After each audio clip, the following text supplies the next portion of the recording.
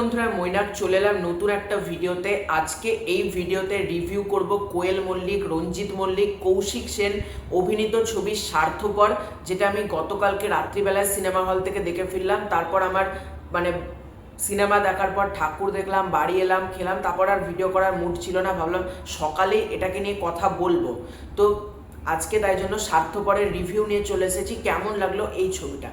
আমাকে যদি এক লাইনে এই ছবিটাকে বলতে হয়, এই ছবিটা দুর্দান্ত একটা ছবি হয়েছে। আফটার সন্তান আমি বলবো স্বার্থপর ইজ দ্য বেস্ট মুভি।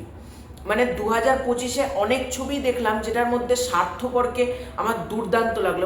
এরকম গল্প আমরা কিন্তু অনেক দেখেছি, কিন্তু গল্পের যেটা প্যাটার্ন, গল্পের যেটা ন্যারেটিভ, সেটা এতটা সুন্দর। তোমাদেরকে গল্প সম্পর্কে ছোট্ট করে স্পয়লার না দিয়ে যদি বলি, এখানে তো তোমরা সকলেই জানো যে কোয়েল মল্লিক এবং কৌশিক সেন দুজনা হচ্ছে ভাই বোন। এবার দুজনের সাথে সম্পর্ক খুবই ভালো, কিন্তু আলটিমেটলি কোনো একটা কারণে এদের মধ্যে বিবাদ ঘটছে, বিশেষ করে সম্পত্তির কারণে, এবং তারপর একে অপরের বিরুদ্ধে কোর্টে দাঁড়াচ্ছে। এবং কোর্টে কোয়েল মল্লিকের হয়ে যাবে রঞ্জিত মল্লিক এবং কৌশিক সেনের হয়ে আছে তোমার অনির্বাণ চক্রবর্তী। এর থেকে আমি আর বেশি কিছু বলবো না, তাহলে তোমাদের মজাটা হারিয়ে যেতে পারে। তাই তোমাদেরকে বলবো, যদি এর থেকে বেশি জানতে হয় তোমাদেরকে সিনেমা হলে গিয়ে ছবিটা দেখতে হবে। এর প্রথম পজিটিভ দিক হচ্ছে এর স্টোরি টেলিংটা এত সুন্দর এবং এত ভালোভাবে গল্পটা এগোচ্ছে না। আর গল্পটা ইটসেলফ এতটা সুন্দর, এখানে কিন্তু কোনো ক্যারেক্টার অ্যান্টাগনিস্ট বা প্রোটাগনিস্ট না। আজকে আমাদের জীবনের সাথে, আজকে মধ্যবিত্ত বাঙালি হোক, সেটা নিম্নবিত্ত হোক, সেটা উচ্চবিত্ত হোক, সেটার হয়তো সবার কেউ হয়তো প্রচুর টাকা আছে, কারোর টাকা নেই, কিন্তু মানুষের যেটা পার্সপেক্টিভ সেই ওয়াইজ বা মানুষের দেখার যে দৃষ্টিভঙ্গি, সবাই কিন্তু সবার চোখে ভালো না, সবাই সবার চোখে খারাপ না। এই যে সময়ের ক্ষেত্রে কখনো কোনো মানুষকে আমার মনে হতে পারে ভালো, কিছু সময়ের পর মনে হতে পারে আমার খারাপ। এই ছবিটাতে এই ন্যারেটিভটা যেভাবে দেখানো হয়েছে সেটা প্রচণ্ড ভালো। এখানে তোমার কাইন্ড অফ প্রথমে মনে হবে কৌশিক সেন তো খুব বাজে লোক, আবার একটা টাইমে মনে হবে না, কৌশিক সেন তো নিজের জায়গায় ঠিক আছে। আর কোয়েল মল্লিক, তার চরিত্রের মধ্যে এতটা ইনোসেন্ট, একটা ইনোসেন্স ব্যাপার ক্রিয়েট করা হয়েছে না, সেটা ভালো। দেখো, আমি মনে করি কোয়েল মল্লিক একজন ভার্সেটাইল অভিনেত্রী। সে শেষ থেকে শুরু, জিদ্দার একটা ছবির নাম বলছি শেষ থেকে শুরু, তোমরা দেখতে পারো।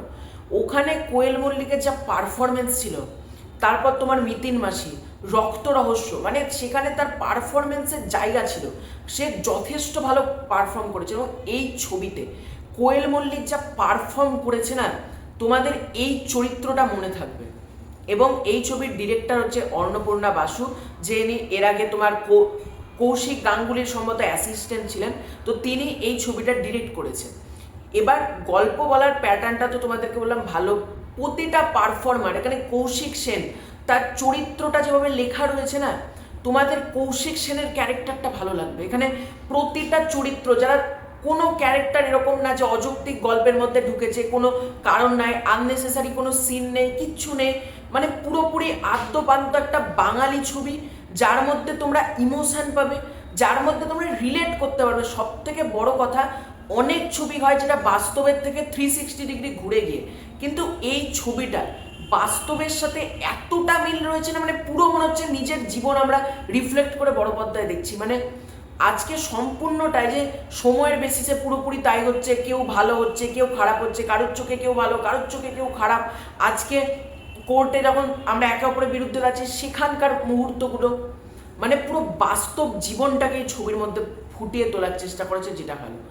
এই ছবির ব্যাকগ্রাউন্ড মিউজিকের কাজ, পুরোনো দিনে যখন তোমরা দেখবে চার্লি চ্যাপলিনের সময় বা তারও আগের সময় নির্বাক চলচ্চিত্র হতো, যেখানে ব্যাকগ্রাউন্ড মিউজিক দিয়ে পুরো জিনিসটাকে কন্ট্রোল করা হতো। এখানে আমি নির্বাক জিনিসটা আমি বলছি না, আমি বলছি ব্যাকগ্রাউন্ড মিউজিক প্রতিটা সিনকে যেভাবে ফ্লোয়ে নিয়ে যাচ্ছে, প্রতিটা সিনের সাথে যেভাবে রেলিভেন্ট ব্যাকগ্রাউন্ড মিউজিক ব্যবহার করা হয়েছে, কোনো তামঝাম করা অত্যাধিক ব্যাকগ্রাউন্ড মিউজিক নয়, যখন যেরকম দরকার ব্যাকগ্রাউন্ড মিউজিক প্রতিটা সিনকে ফ্লোয়ে নিয়ে গেছে। তোমাদের কোথাও গিয়ে এই ছবিটা বোরিং লাগবে না ব্যাকগ্রাউন্ড মিউজিকের জন্য। এই ছবির ডায়লগের কাজ কিছু জায়গায় এত সুন্দর না, কোনো জায়গাতে মনের দাগ কেটে যাবে। স্বার্থপরের কথা বলছি, ডায়লগের কাজ অসাধারণ হয়েছে, অসাধারণ।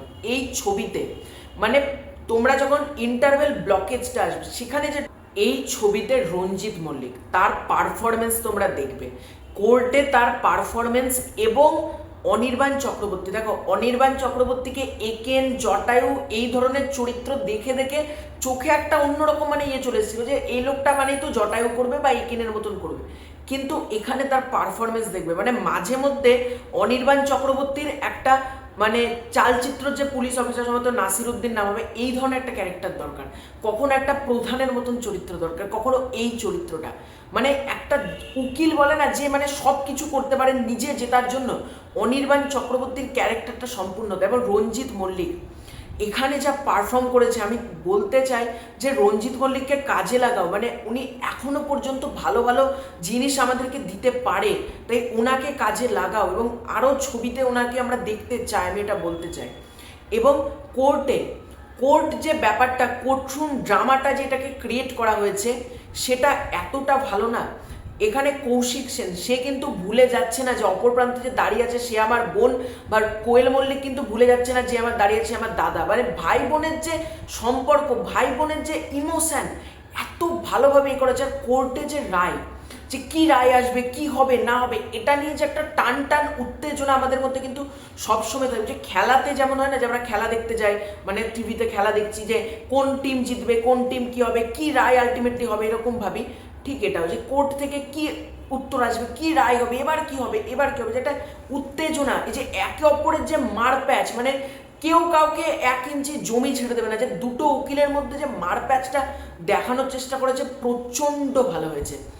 এবার তোমরা যদি এই ছবির নেগেটিভ দিক বলো, দেখো এই ছবির আমার জন্য নেগেটিভ দিক নেই, শুধু একটা কথাই বলবো, এই ছবিটা আরো বড় হতে পারতো, কারণ কিছু কিছু জিনিস আরেকটু ধরে ধরে এস্টাবলিশ করা যেতে পারতো, কিন্তু যেহেতু অনেকের হয়তো বোরিং লাগতে পারে তাই জন্য তো করা হয়েছে। আর আমি জানি না কিছু অডিয়েন্স এতটা মূর্খ কেন যে একটা ফ্যামিলি ড্রামা দেখলেই চলে আসে ভাই এটা সিরিয়াল, ভাই সিরিয়াল ফরম্যাট আর ফ্যামিলি ড্রামার মধ্যে পার্থক্য আছে। এই ছবিটা ইটসেলফ একটা ব্লকবাস্টার দাবি করে, কারণ এই ধরনের ছবি যদি ব্লকবাস্টার হয় আরও বড় বড় মেকার্সরা এই প্যাটার্নের ছবি করার সাহস নেবে। কারণ দেখো ফ্যামিলি ড্রামা অনেক হয়, তার মধ্যে ঘাটিয়া হয়, খারাপ হয়, এ হয়, কিন্তু একটা জঘন্য মাস ছবি দেখার ক্ষেত্রে আমি বলবো এই ছবিটা এইরকম ছবি হওয়া দরকার। কারণ আজকে ধরো একটা মাস ছবি কোনো নতুন প্রডিউসার বানাতে গেল, সে ঠিক মতন বানাতে পারলো না, তার থেকে এই ছবি হোক না, এরকম ছবি, একটা গল্প, সুন্দর ন্যারেটিভ, সুন্দর ক্যারেক্টারে, যে প্রতিটা ক্যারেক্টার তাদের যে নিজস্ব ডাইনামিক্স, তাদের ক্যারেক্টারের যে একটা পার্সপেক্টিভ, প্রতিটা ক্যারেক্টারের যেরকম সেটস অসাধারণ, মানে এই ছবিটা তোমরা যখন সিনেমা হল থেকে দেখে বেরোবে বা যখন সিনেমাটা শেষ হয়ে যাবে তোমাদের সাথে কিন্তু ছবিটা তোমাদের মনে করাবে। ঠিক যেমন সন্তান এখনো পর্যন্ত আমাদের মনে থেকেছে, অনেক ছবি আমরা দেখি, ছবি দেখলাম ভুলে গেলাম, কি হলো না হলো অত আমাদের মাথায় থাকে না, কিন্তু সন্তান যেমন আমাদের মনের মধ্যে থেকে গেছে না ছবিটা, ঠিক একইভাবে স্বার্থপর আমাদের মনের মধ্যে কিন্তু থেকে যাবে। এই ছবিটা কিন্তু ভুলবার না। আমি বলবো কবে ওটিটিতে আসবে, কবে টিভিতে দেখবো, এই ভরসায় না থেকে এই ছবিটা হলে যাও, স্বার্থপর দেখো, আশা করি তোমাদের দারুণ লাগবে। এবং এই ছবিটা আমি বলে না, প্রত্যেকের মানে 8 থেকে 80 যারা নিজের জীবনের সম্পর্কে, নিজের জীবনটাকে বড় পর্দায় রিফ্লেক্ট হতে দেখতে পাচ্ছ না, প্রত্যেকে যাও দেখো, তোমাদের অসাধারণ লাগবে। এবং দিওয়ালিতে আমি একটা ছবি দেখলাম স্বার্থপর, বাকি দুটো হিন্দি ছবি আমি এখনো দেখিনি।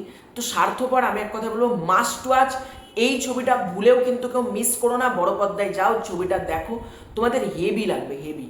তো এটাই ছিল আজকের ভিডিও। ভালো লেগে থাকলে লাইক করো, শেয়ার করো, সাবস্ক্রাইব করো, তোমাদের কি ওপিনিয়ন জানিও। খুব শীঘ্রই দেখা হচ্ছে নতুন কোনো ভিডিওতে, ততক্ষণের জন্য বাই বাই।